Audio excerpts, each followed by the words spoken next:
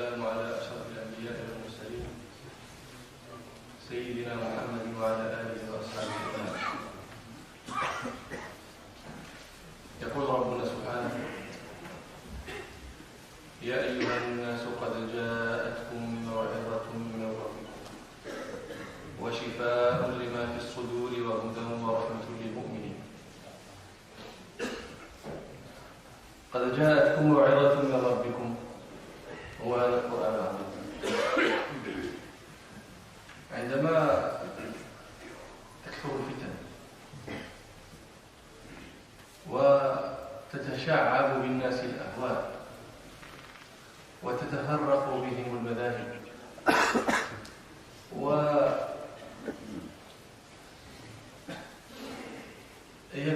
القيل والقال والرد والراد والمردود عليه، يكون الملجأ الموفق إلى كتاب الله. ليس وعدا خيرا من ربنا، وليست موعظة أبلغ من كلامه. والموفق هو الذي يقبل على كلام ربه ولا يتقرب إلى الله بأحب إليه مما خرج منه، وهو كلامه سبحانه. أيها الناس، حديث يخبرنا فيه النبي صلى الله عليه وسلم عن حال الناس بالجاهلية. رواه مسلم في الصحيح عن عياض بن حمار رضي الله عنه أن رسول الله صلى الله عليه وسلم قال في جملة حديث: وإن الله نظر إلى أهل الأرض فمقتهم عربهم وعجمهم إلا بقايا من أهل الكتاب.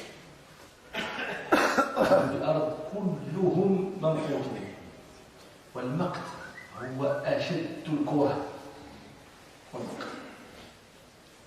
والماقت الله، الذي مقت هو الله، والممقوت هي البشرية كلها إلا بقايا من أهل الكتاب كانوا على الأمر الأول من غير الحديث لما كانت عليه الرسول.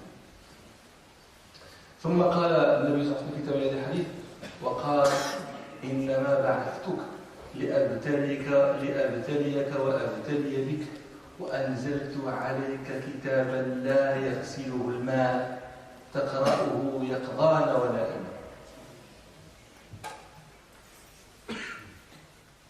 خرجنا من المقت بسبب هذا الكتاب المنزل على هذا الرسول صلى الله عليه وسلم.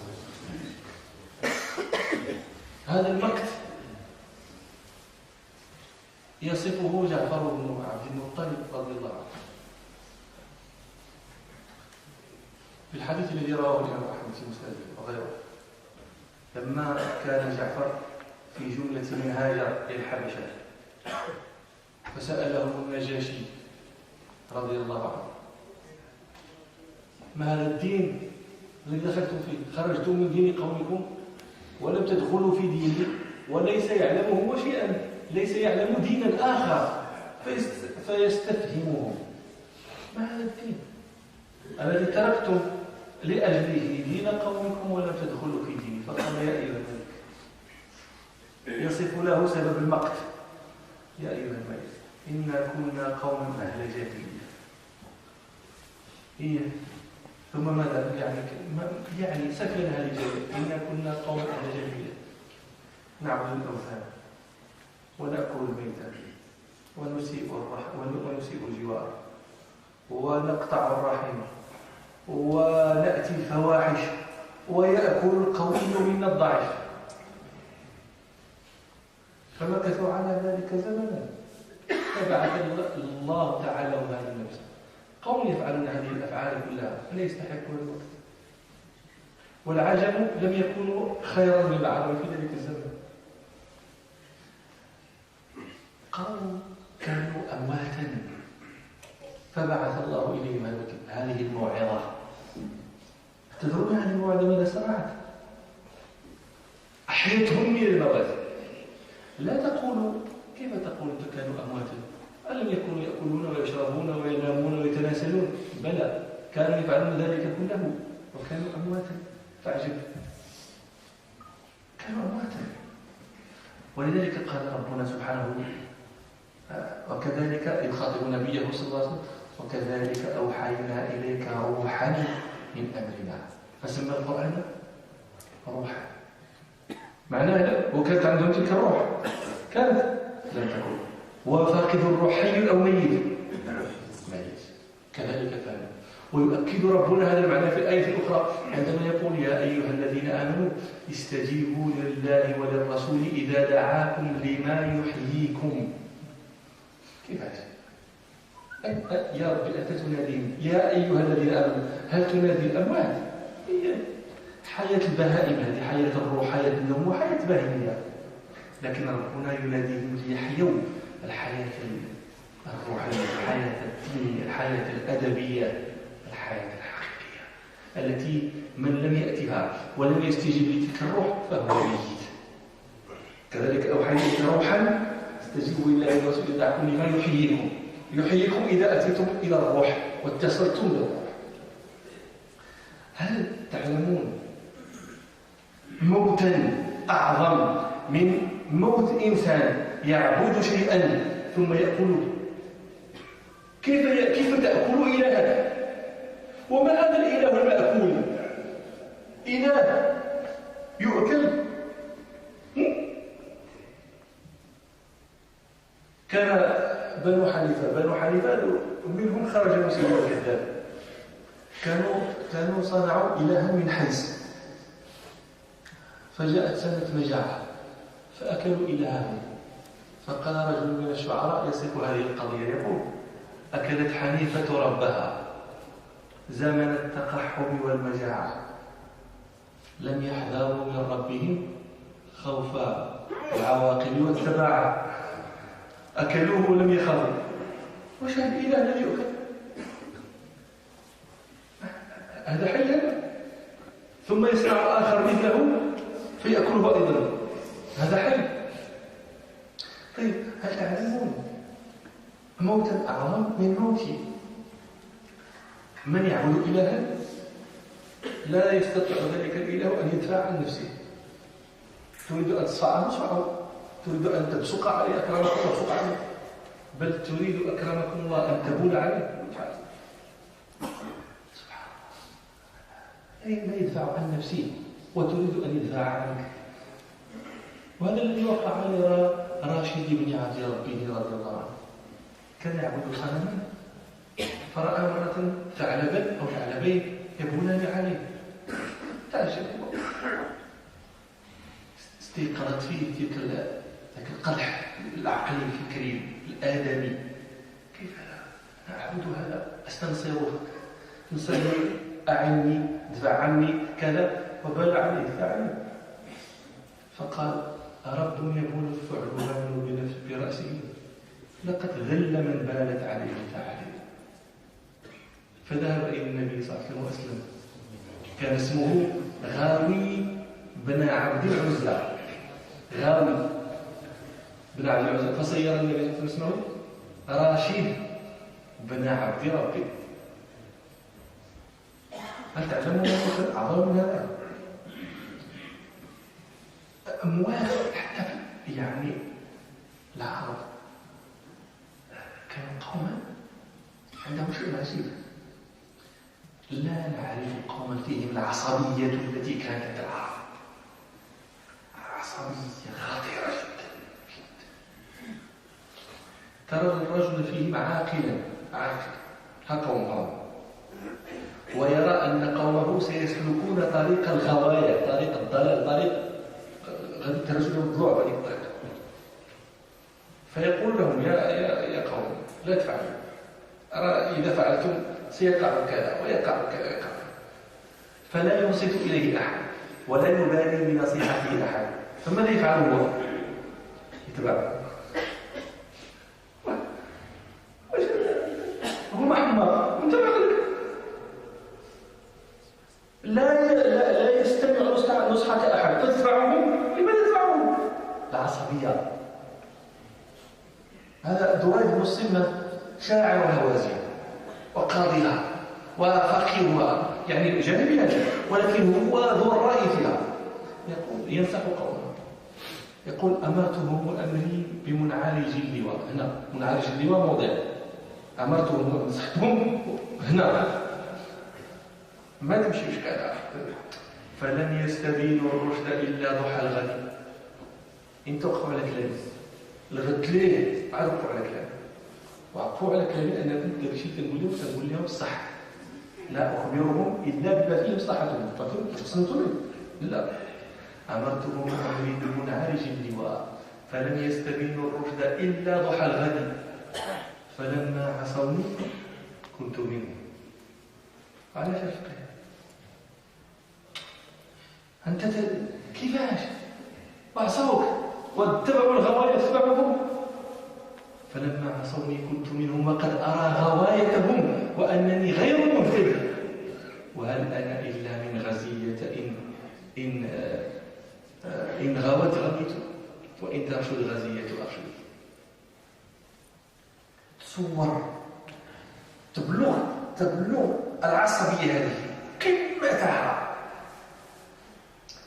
في رجل يذهب إلى مسيلمة الكذاب.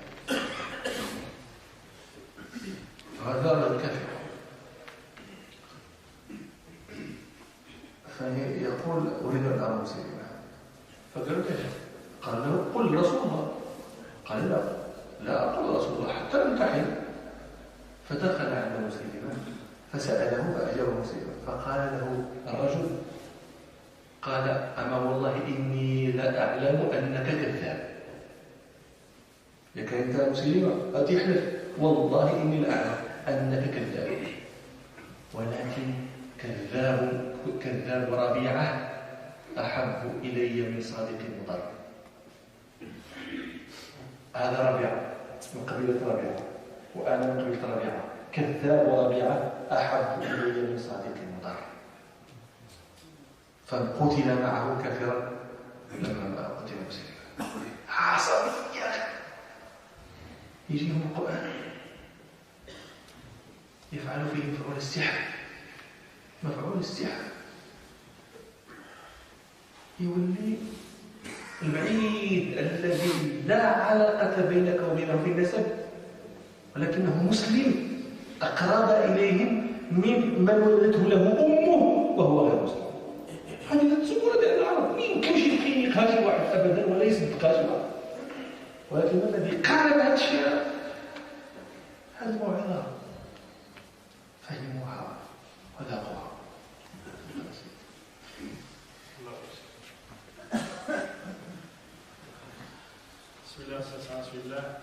Merci au Cheikh.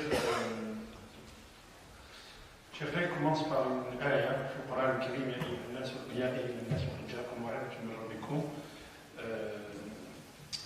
Bon, les gens, c'est venu une parole de votre Seigneur. موعظة يعني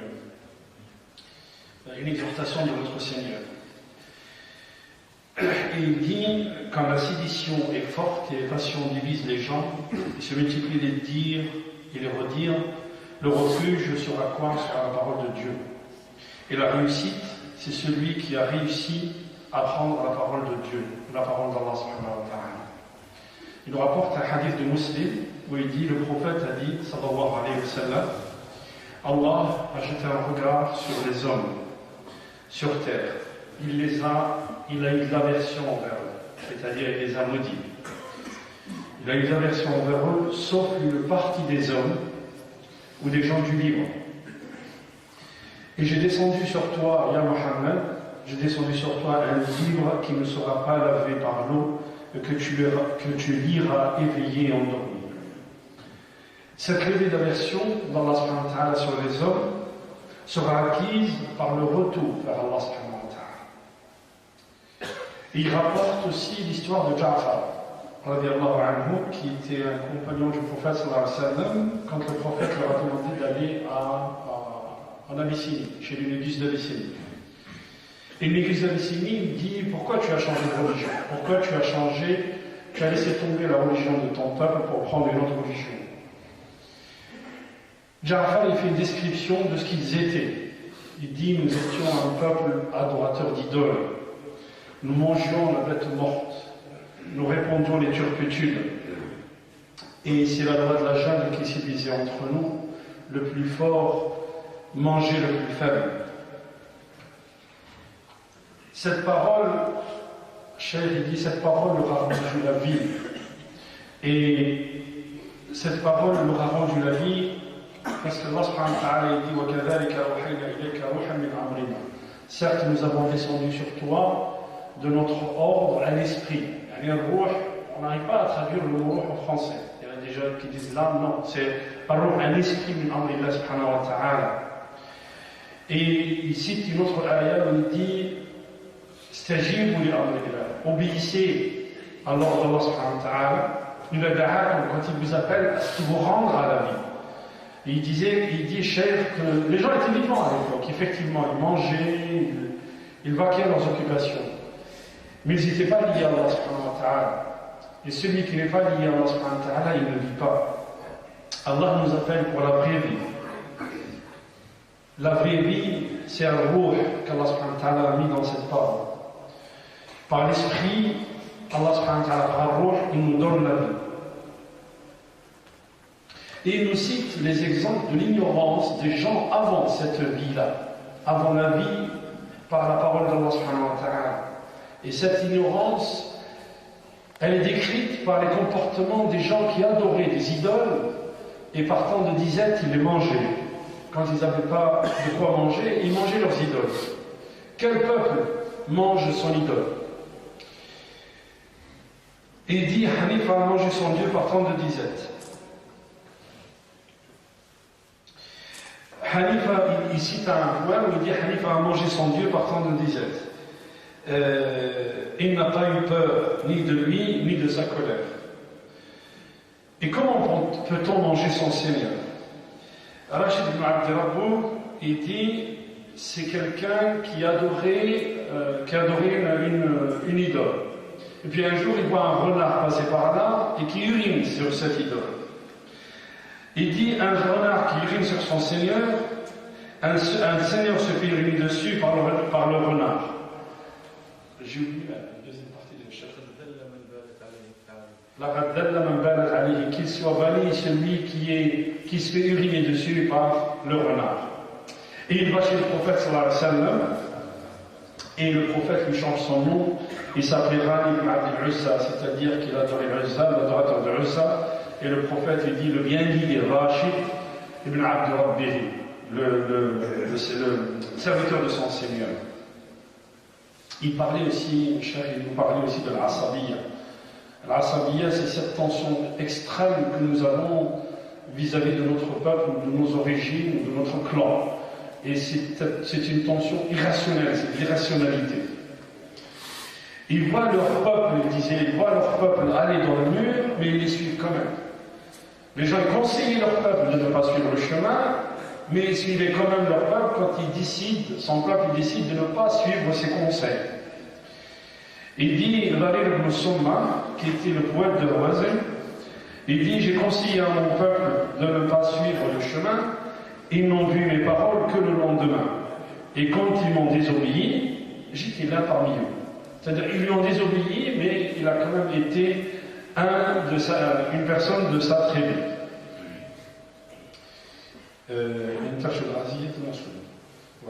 Il dit le sommet de l'irrationalité, quelqu'un qui est allé voir Musaylima al-Kadhab. Il dit quand il est arrivé, il a demandé à voir Musaylima. On lui a dit, il dit Rasulullah. Il dit non, je ne vais pas dire le prophète de Dieu, parce qu'il faut que je le passe en test. Voilà. Et en rentrant chez Musaylima, il dit à Musaylima, Wallahi, je jure par Allah, que tu es un menteur. Mais pour moi, le menteur de Rabi'a, c'est-à-dire de cette tribu-là à laquelle j'appartiens, est plus cher pour moi que le véridique de Moula, d'une autre tribu. Donc le Coran, il transvase les sentiments. Le Coran, il change les sentiments des gens.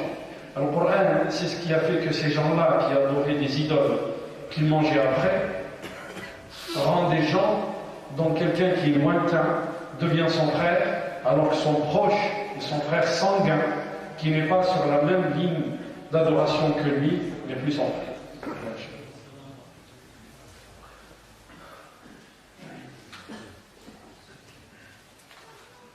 هذا القرآن، هذه الموعظة غريبة التأثير في من يستمع إليها.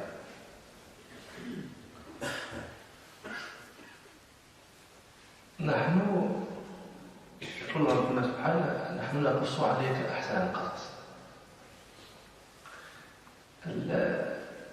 القصة هذه ليس فنا أدبيا تعرفه العرب. العرب القدامى لم يكن عندهم شيء اسمه القصة، عندهم قصيدة، خطبة، ثم حدثت بعد ذلك ألوان أخرى من الفنون الأدبية، لكن القصة لا نعرفها إلا قصة هي حقيقية موجودة.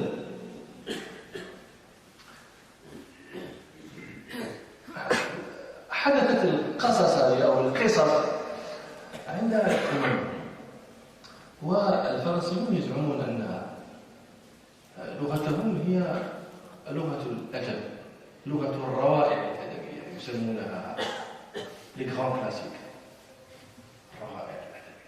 وهذا كلام إذا قورنت الفرنسية باللغات غير العربية يمكن أن يكون له نصيب من الصحة. إذا قورنت الفرنسية بغيرها قد تكون الفرنسية أعلى من كذا. الإنجليز ماذا عندهم؟ شكسبير هذا أبراع أدبائهم، المانش وغيرت. لكن الفرنسيون عندهم بزاف، عندهم شيخهم أكبر فيكتور هيغو الذي يقال إنه أسلم بكثير إمام مسلم هنا في فرنسا، وطمس هذا الشيء وله قصيدة يمدح فيها رسول الله صلى الله عليه وسلم فيكتور هيغو. ويعني عندهم ألكسندر ديما، عندهم جينسو، عندهم دو مارشي، عندهم قصص جميلة جدا. لكن ربنا يقول أحسن القصص، أحسن القصص، ثم هي قصص حقيقية واقعية، ثم هي قصص تفعل فيك الأفاعيل. يروي مسلم في صحيحين عن جبير بن مطعم رضي الله عنه، كان أتى النبي صلى الله عليه وسلم وهو في هذا الوقت كان رجلا كثيرا، فسمعه يقرأ بسورة الطور في صلاة المغرب، فلما بلغ النبي صلى الله عليه وسلم قال: ربنا أم خلقوا من غير شيء أم هم الخالقون أم خلقوا السماوات والأرض بل لا يوقنون. قال جبير: كاد قلبي أن يطير، قلبه خرج هذا غيب السماوات، مع أنه رجل كافر، كاد قلبي أن يطير. قرأناها في الكتب التي ذكرت لكم، ما طرحته الأحيان تأثر ننفعل إذا كنا منصفين، ننفعل، ولا سيما عندما قرأنا كتاب البؤساء لفيكتور في ميزان، وقرأه بأي لغة شئت وانظره في أي فيلم شئت، لكنه لم يستطع أحد أن يحقق فيه المشاعر التي كتبها فيكتور في الكتاب أصلا. ننفعل، لكن من لا يفهم لا ينفعل. هل تستطيع أن تقرأ الفرنسية على رجل لا يفهم الفرنسية وتدمع عينه؟ ولكن تقرأ القرآن على من لا يفهم القرآن وتدمع عينه. يمكن هذا الشيء. الله نزل أحسن الحديث كتابا متشابها مثلا تقشعر منه جلود الذين يخشون ربهم. أنا أعرف رجلا مات رحمة الله عليه كان حامل كتاب الله، كان كثير القراءة في كتاب الله جدا جدا جدا. يقول لي هذا القرآن شحال حلو، يقول لي أنا لا أفهمه لكن أجد حلاوته في فمي. وهذا الرجل هذا أنا رأيت آية من آيات الله، أنا بعيني رأيتها في هذا الرجل هذا، آية من آيات الله والله رحمة الله عليه. رجل لا يفهم ويجد حلاوته. أحسن.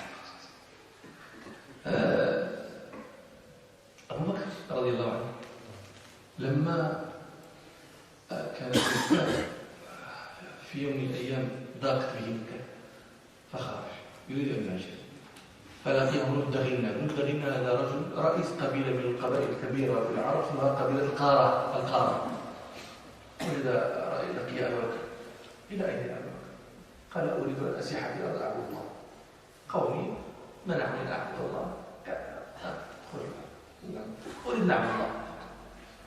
قال له ابن دغينة مثلك لا يخرج ومثلك لا يخرج. ما تخرج أنت ما يخرجش شي حد فأنت تحمل الكلب وتقرب الضرير وتعينك وشرع يذكر له الخصال الحميدة فيه فمن فيه هذه الخصال لا يخرج. رجع وأنا أحمل لا يتعرض أحد. فرجع وقال لقريش أنا أجرت أبا بكر يعني أنت واحد متعرض. فقال له طيب أنت تجيره نحن ننفذ جوارك لكن بشرط هو رجل يقرأ القرآن عندما يصلي يقرأ القرآن ونحن إذا هو قرأ القرآن نحن نخاف على نسائنا وسفهائنا نخاف عليه. فقل له يقرأ القرآن في بيته يخش وراه يقرأ القرآن في بيته ما لا تعرض له. فقال هذا من دار أبي بكر أنت سمعت وجهه طاق. فكان أبو بكر يقرأ ثم بدأ له رضي الله عنه أن يبني مسجدا مصلى في فناء الدار أمام الدار فبناه وبدأ يصلي فيه. وكان أبو بكر رضي الله عنه رجلا رقيقا قريب الدمع إذا قرأ القرآن بكى. فكان إذا قرأ القرآن يجتمع عليه النساء والأطفال والعبيد يسمعون قراءته ويتعجبون لها. قريش استطاعت أن تصبر يا فلان فنزل أبا بكر هذا نزل ابن الدغينة الذي أجار أبا بكر. احنا عندنا معك اتفاق أبو بكر تجيره إذا كان يصلي في بيته. الآن هو قد استعلن ووالله لا نقر له الاستعلان نسكتوا زعما والله ما نسكتوا. لماذا؟ لأننا نخاف على هؤلاء. ليش يخافوا؟ هل رأيتم أبا بكر يناقش يناظر يدعو إلى الله أجب تسمعوا يقرأ القرآن. هذا القرآن عرفتوا ايش تدير؟ تمشي تدخل لما كان القرآن له هذا التأثير قال من الله وإذا قرئ القرآن فاستمعوا له. واش بغيت الخير راسك جلست تسمع حلو من الكتاب. ولما عرف الكفار أن هذه هي تأثير القرآن قالوا الذي قال ربنا وقال الذين كفروا لا تسمعوا لهذا القرآن. يعني ما تناظر ما تناقش لا كذا على كذا.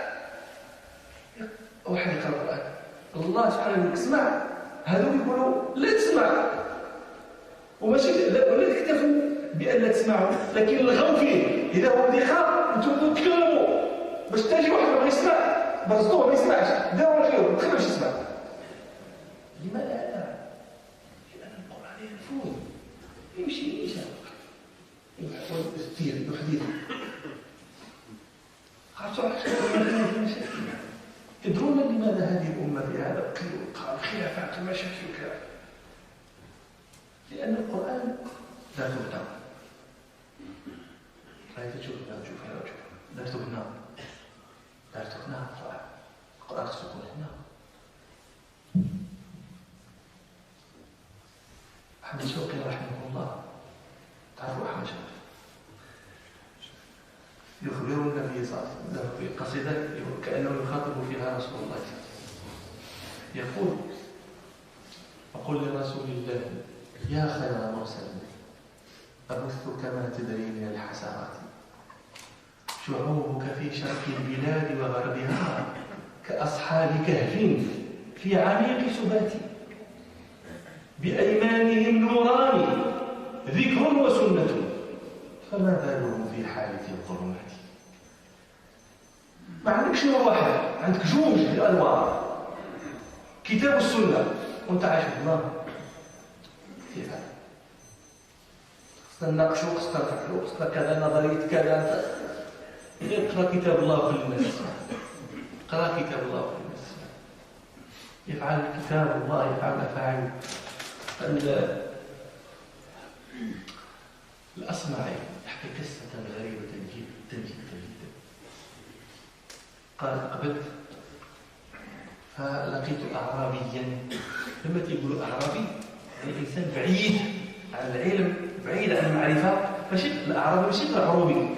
العروبي مازال حنا عندنا العروبية، عندك فيهم الطلبة، فيهم العلماء، لا الأعرابي يعني جمل في الجلدة البلدي.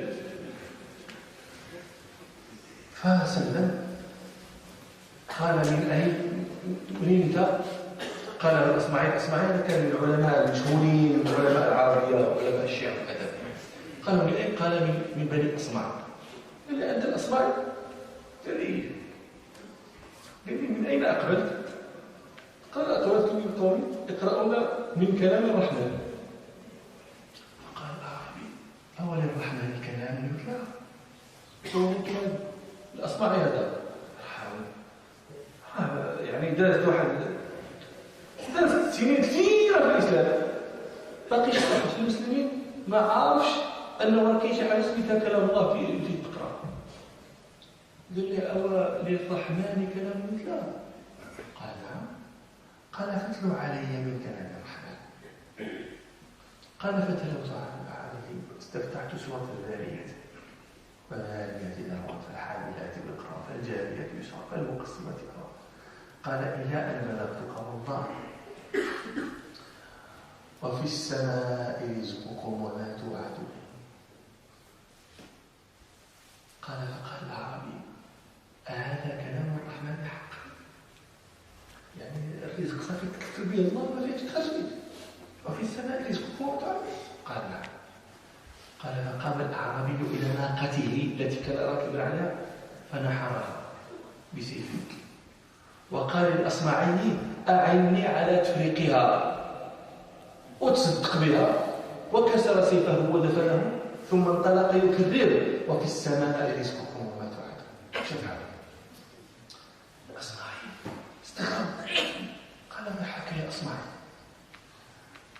منذ كذا من السنين وأنت تقرأ هذه الآية، شحال من عام تقرأ؟ فما تفطنت إلى ما تفطن إليه هذا الأعرابي ولا يعرف أن للرحمن كلاما. المهم دازت الأيام فحج الأصمعي. حج هو في الحج قال فسمعت نداء من الخلف يا أصمعي يا أصمعي. قال فإذا أنا بالأعرابي وجهه ضعاف كذا كيف حالك لاباس كذا الى اخره. قال هل تتلو علي من كلام الرحمن ذاك الذي كنت تتلو؟ قال فاستقبلت سورة الذاريات ذكرى لأتي الذارية والذارية إذا رمق الحاملة وقرأ إلى أن بلغ قول الله تعالى وفي السماء رزقكم وما توعدون. فصاح الأعرابي قال قد وجدنا ما وعدنا ربنا حقا. ثم بقى في قراءة الأصمعي إلى أن وصل قول الله تعالى في سورة الذاريات فورب السماء والأرض إنه لحق مثل ما أنكم تقولون. فقال الأعرابي من هذا الذي أغضب الجليل؟ من هذا الذي أغضب الجليل حتى حلف الله تعلف ما صدقوه بقوله حتى ألجأوه إلى الحليف ثم شهق شهقة ومات عندها. هذا كتاب الله. كتاب الله عندما يحسن استقباله في نفوس عباد الله. أرى يفعل الأعاجيب يفعل الأعاجيب.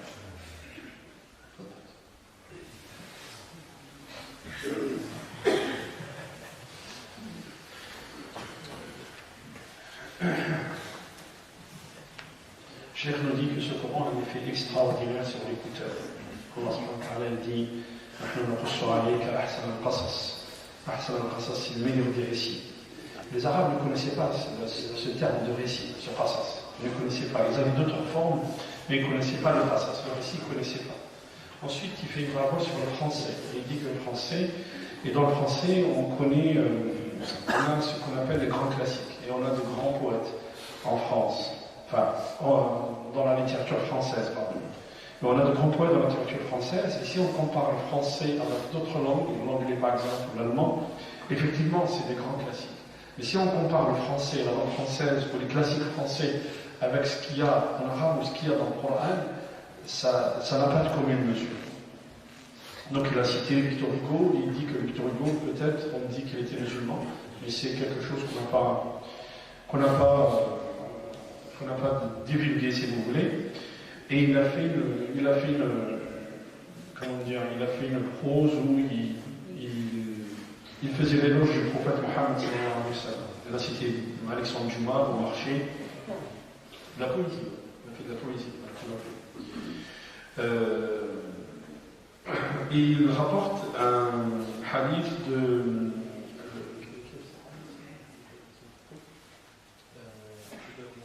Jubayr al-Mut'im. Le compagnon, c'était Jubayr al-Mut'im.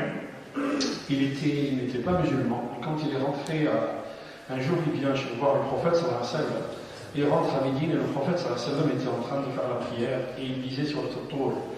Et quand il arrive au passage où Allah subhanahu wa ta'ala dit ils ont été créés de nulle part, ou bien c'est Dieu le Créateur, ils ont créé les cieux et les terres, il dit mon cœur a failli s'envoler, a failli sortir de sa cage et a failli s'envoler. Si on ne comprend pas quelque chose, on ne peut pas être en symbiose avec cette chose. Et on ne peut pas réagir à cette chose. Donc si on lit sur nous quelque chose d'une autre langue qu'on ne comprend pas, on ne peut pas réagir, c'est pas possible. Il n'y a qu'un seul effet, ou qu'une seule chose qui fait cet effet, c'est le Coran. Le Coran, quand quelqu'un le lit sur quelqu'un qui ne comprend pas la langue, il crée une réaction chez l'être humain. Et il nous cite un exemple d'une personne qu'il connaissait, qui disait que dans ce Coran, je ne le comprends pas, mais il a une douceur qui est extraordinaire. Il nous raconte aussi l'histoire de Abu Bakr. Abu Bakr, un jour, il décide de sortir de la Mecque parce que les choses étaient devenues difficiles pour lui. Et là, il rencontre quelqu'un, Ibn Darima qui sort avec lui, il lui dit mais tu vas où, Abu Bakr? Tu vas où? Et il lui dit ben, j'ai plus de lieu ici pour adorer mon Seigneur, je veux aller me promener sur terre et trouver un lieu où je peux adorer mon Seigneur tranquillement. Le compagnon, il dit à Abu Bakr, il dit quelqu'un comme toi ne doit pas sortir. Il ne doit pas se faire sortir, il ne doit pas sortir. Il ne doit pas sortir parce que tu es quelqu'un de bien, quelqu'un qui protège l'orphelin, quelqu'un qui nourrit les pauvres. Donc tu rentres à la Mecque, tu ne sortiras pas, et moi je te protège.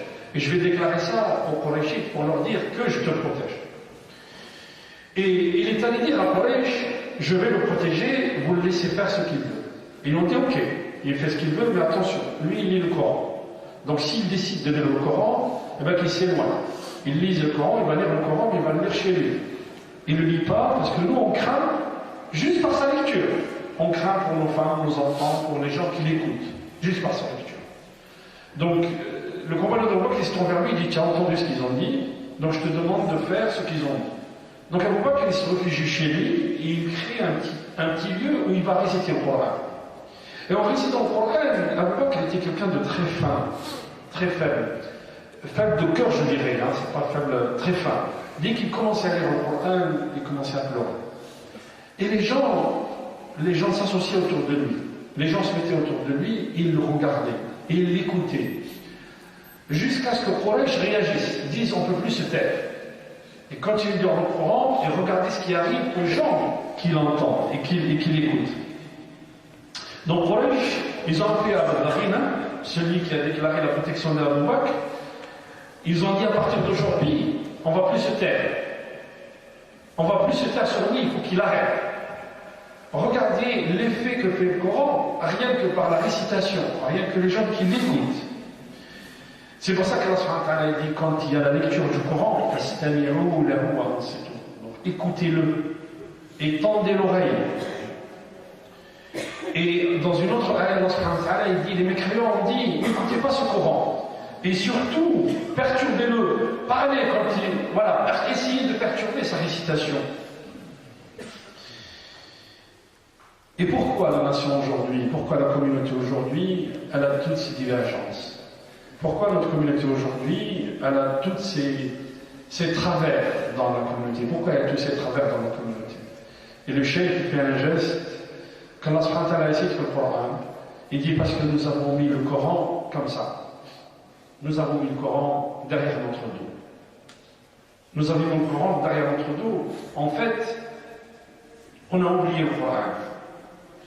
Et après, il cite, bon, je n'ai pas noté le cheikh Ahmed Shawqi, il cite un poème de Ahmed Shawqi où globalement, hein, je ne vais pas citer le poème, mais globalement, il parle au prophète Mohammed sallallahu alayhi wa sallam en disant que la nation a suivi des chemins de travers, et alors que la nation elle a deux lumières qui sont Al-Qur'an ou Sunna.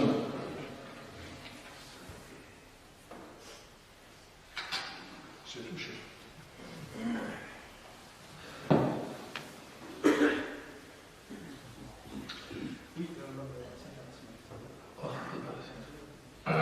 Ensuite, Cheikh il raconte l'histoire de l'Asma'i.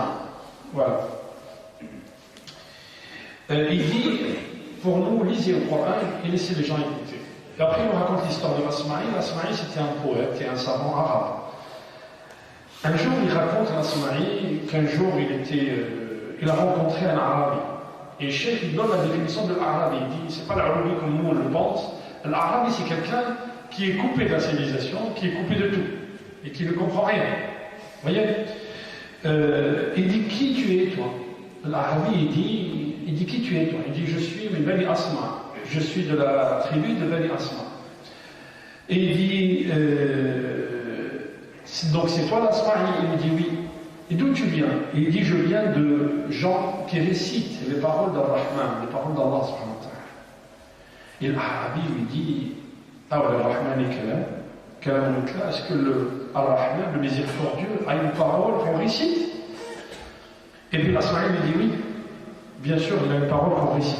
Et le cheikh lui dit, imaginez, il y a des années que l'islam est répandu dans la presqu'île arabique, et il y a des gens qui ne comprennent pas encore et qui ne savent pas encore qu'il y a des paroles d'Allah subhanahu wa ta'ala.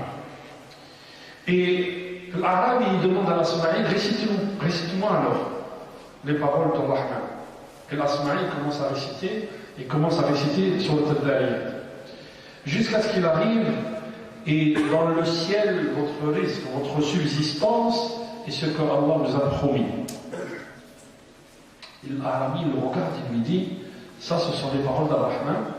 Il lui dit oui. Alors il se lève, l'Arabi se lève, et il immole. Il immole sa bête. C'était une chamelle. Il immole sa bête, il la découpe, il demande à l'Asma'i de l'aider à la partager entre les pauvres. Il prend son sabre, il le cache, il le met sous le sable. Et l'Asma'i se retourne vers lui-même et dit comment j'ai pu, moi, ne pas réagir comme ce Arabi depuis des années que je lis cette ayah, et elle n'a pas agi sur moi comme elle a agi sur lui. L'Asma'i continue de raconter, il dit un temps après, il est allé au Hajj, il est allé au pèlerinage. Et là, il rencontre, il entend une voix, il y a Asma'i, il y a Asma'i. Et il se retourne et c'était l'Arabi qui était là, le gars qu'il a rencontré. Et le gars, il lui dit, peux-tu me réciter encore un peu de Kalam ar-Rahman, de la parole d'Ar-Rahman? Et l'Asma'i, il dit, j'ai récité de nouveau sur la Taddariyat. Mais là, il est allé plus loin. Il dit, je jure par le Seigneur des cieux et des terres, ceci est une vérité, comme vous parliez, comme vous prononciez des paroles. Et l'Arabe, il a dit, qui c'est celui-là qui a fait que le Seigneur de l'univers, il jure pour leur dire que c'est une vérité? Il dit, il a commencé à pleurer, il a pleuré d'une manière très très très très forte, à tel point qu'à un moment, il s'est arrêté de pleurer et il est mort. Voilà. لما كان القرآن هذا تأثيره وهذا فعله في الناس، أمر ربنا بشيئين، أمر بشيء وحذر من شيء. أمر بشيء وهو الإنصات له وهو تلاوته، وحذر من شيء وهو هجر. لماذا؟ لأن ربنا يريد أن تنتفع بمعلومة، ولتنتفع بها يجب أن تسمعها ويجب أن لا تهجرها.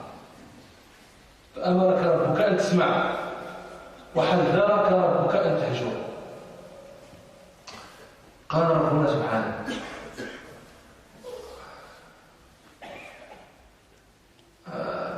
ويوم يقول الرسول يا رب إن قومي اتخذوا هذا القرآن مهجورا. وقال الرسول